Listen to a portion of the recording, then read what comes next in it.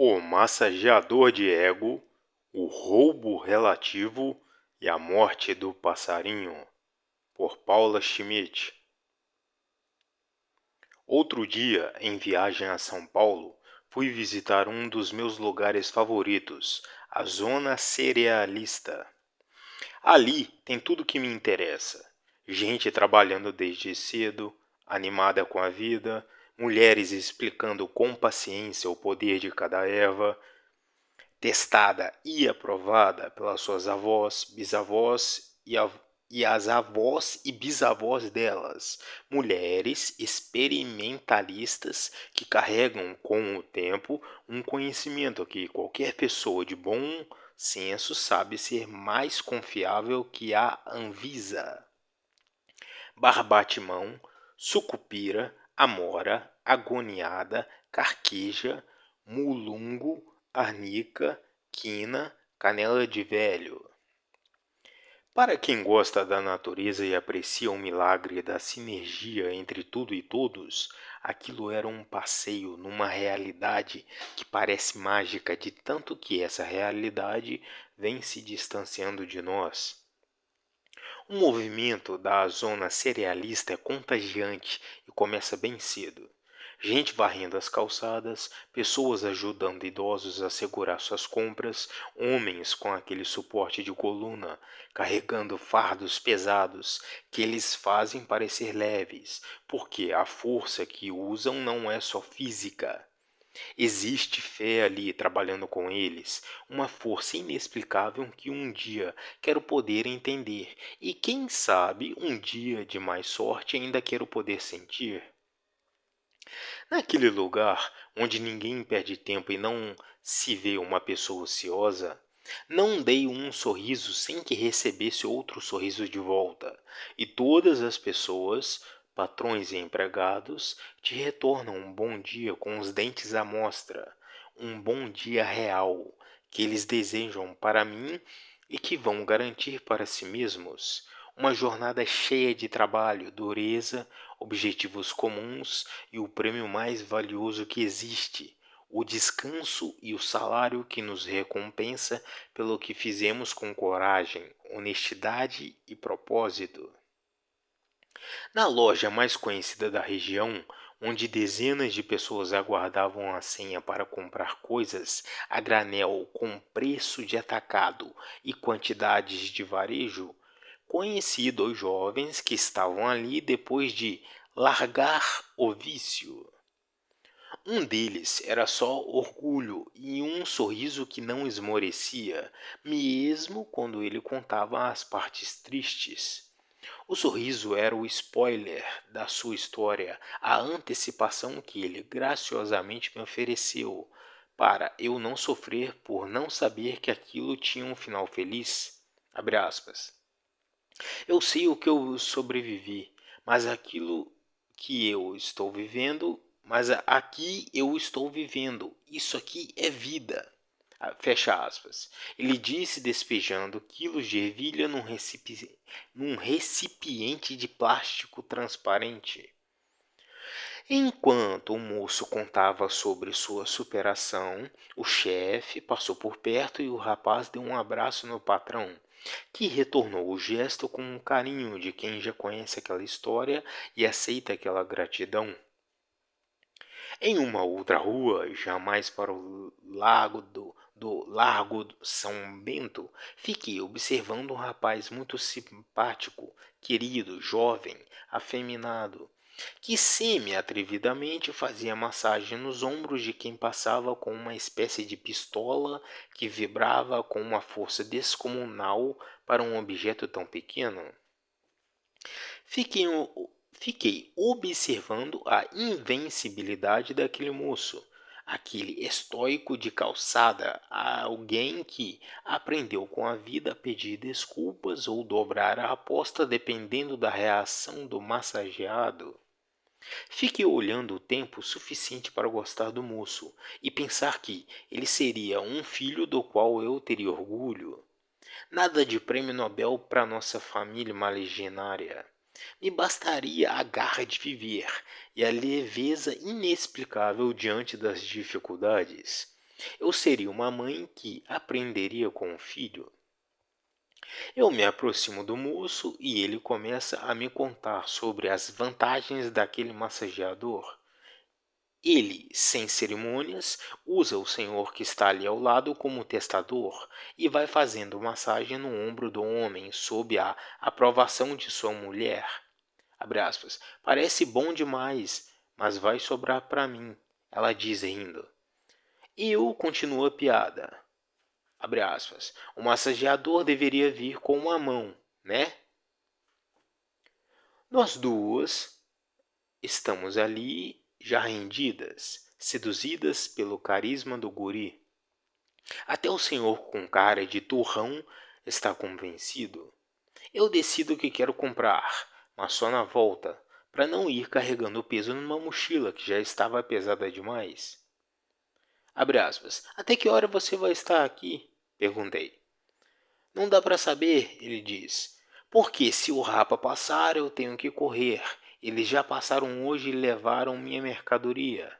Fecha aspas. Quando ele falou aquilo, nós três clientes olhamos um para o outro como se tivesse caído uma chuva no nosso semblante. Sério mesmo? Hoje? Eu pergunto, curiosa com a coincidência.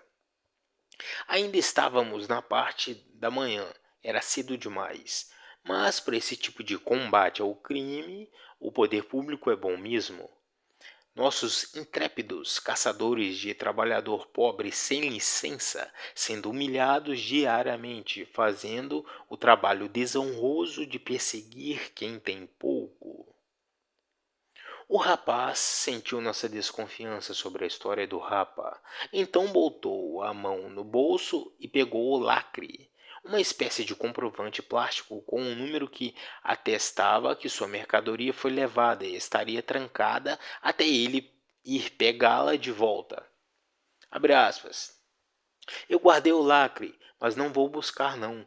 Custa R$ 1.000 para retirar. Não vale a pena, perdi tudo hoje, mas Deus dá de volta, disse. Diante disso, a mulher, o seu marido, e eu decidimos na hora que iríamos comprar o tal massageador. Quanto custa? Perguntamos. R$ 100, ele disse, mas para nós ele faria por 90. Claro que existem massageadores mais baratos, ele explica, mas aquele ali era o da caixa vermelha. O da caixa em que o massageador era vermelho. O da caixa com massageador cinza era ruim. Ele sempre tinha que devolver o dinheiro do cliente. Ele se ofereceu para dar o seu telefone. Garantia de 3 meses, com direito ao WhatsApp do vendedor. Devolva o seu dinheiro se der problema, ele prometeu com toda convicção e tranquilidade. Porque estávamos, afinal, comprando uma cópia original, muito superior à cópia da cópia. Nós três compramos um massageador. Fiquei feliz de ter ajudado e satisfeita de ter feito minha parte na diminuição do fardo de quem perdeu as suas mercadorias. Também fiquei contente de ter comprado uma verdadeira cópia original, mas o fenômeno que vivenciei nas horas seguintes foi uma pequena lição da vida real e das armadilhas nas quais caímos tentando nos proteger. Eu passei o resto da tarde virando o rosto para o outro lado a cada vez que eu via um massageador sendo vendido. Meu olhar desviava da minha curiosidade porque tinha quase certeza, certeza absoluta, que acharia um massageador por um preço menor e com a caixa vermelha.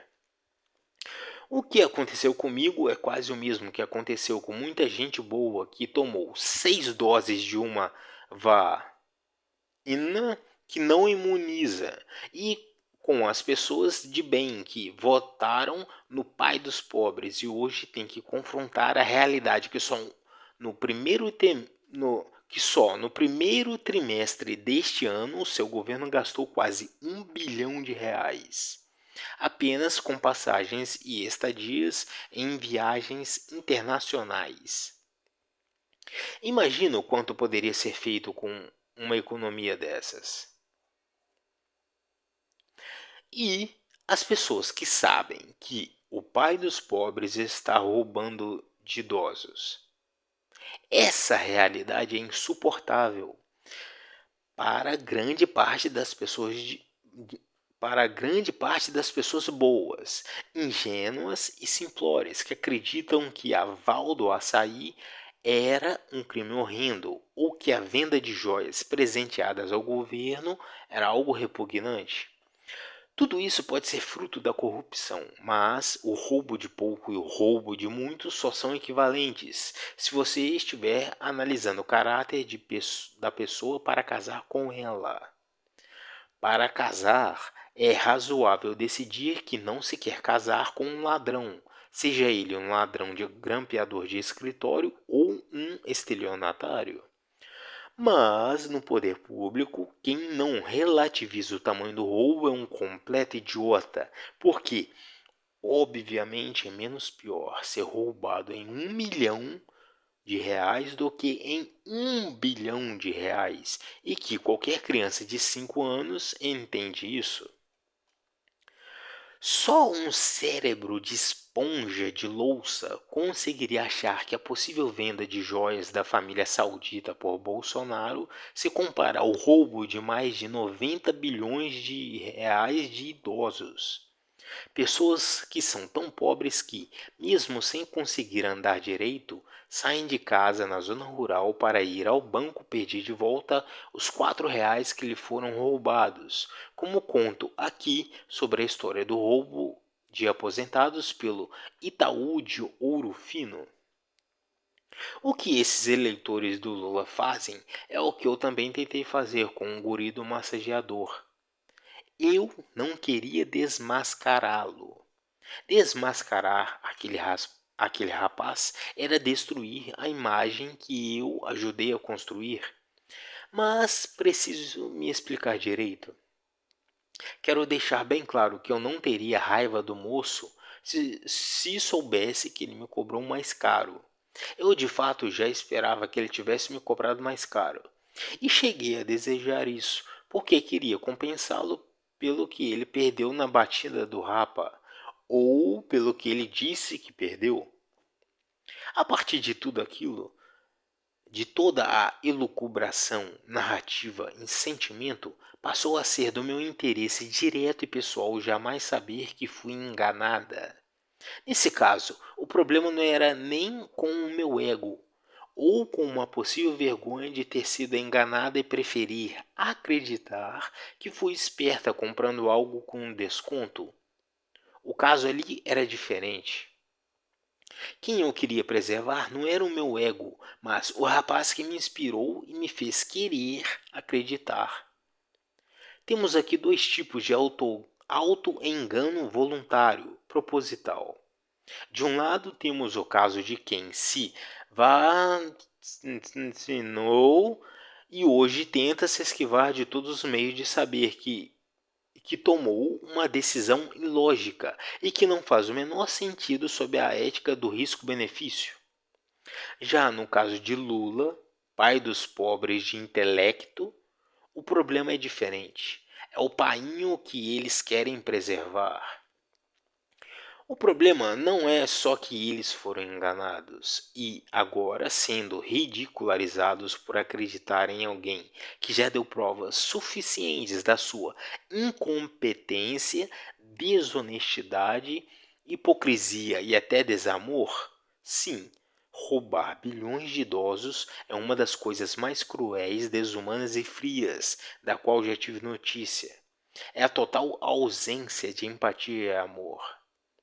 O problema maior é que essas pessoas viraram reféns não de uma coisa, mas de duas: do ídolo que amavam e que se recusam a enxergar como um ser humano menor, e do próprio ego, que se comprometeu publicamente nas redes sociais, fazendo campanha gratuita, convencendo outras pessoas e assinando embaixo.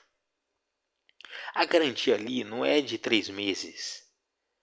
Ela é infinita, porque o ego fraco e pequeno jamais admite um erro. Quer conhecer uma pessoa de coragem? Veja ela pedir desculpas e confessar que errou ou que foi enganada. Poucas coisas requerem mais bravura do que isso. Assim como eu me esquivava de ver o preço dos massageadores, essa gente agora tem uma prioridade. Elas já foram enganadas. O único consolo que lhes sobra agora é jamais ter a confirmação que foram enganadas. Todo e qualquer fato que lhes indique que foram enganadas será devidamente evitado, varrido sob o tapete, mudado de canal, fechado o jornal, coberto o ouvido. Isso me lembra algo que aconteceu comigo logo depois que meu cachorro Nietzsche morreu. Tenho vergonha de dizer, mas vou dizer mesmo assim. Tive um namorado que se suicidou uma semana depois do término do nosso namoro. Mas a morte do meu Nietzsche me trouxe uma dor que nunca senti na vida. Quando o Bola morreu, fiquei trancada num quarto sem ver nada ou ninguém. Não consigo lembrar do que vivi, porque minha mente apagou. Só lembro de ver o mar e não conseguir nem imaginar que ele não estivesse ali surfando. A ausência daquela vida era incompreensível para mim. Era como tentar dessaber algo, voltar no tempo. Minha dor com a morte do Nietzsche me fez cair no chão e rezar para ter meu sofrimento abreviado de maneira que fosse mais fácil. Não sou exigente. Faça seu trabalho, Deus. Nunca te pedi nada. E, nesse contexto dessa dor indescritível, um dia eu notei que tinha um passarinho que vinha na minha varanda.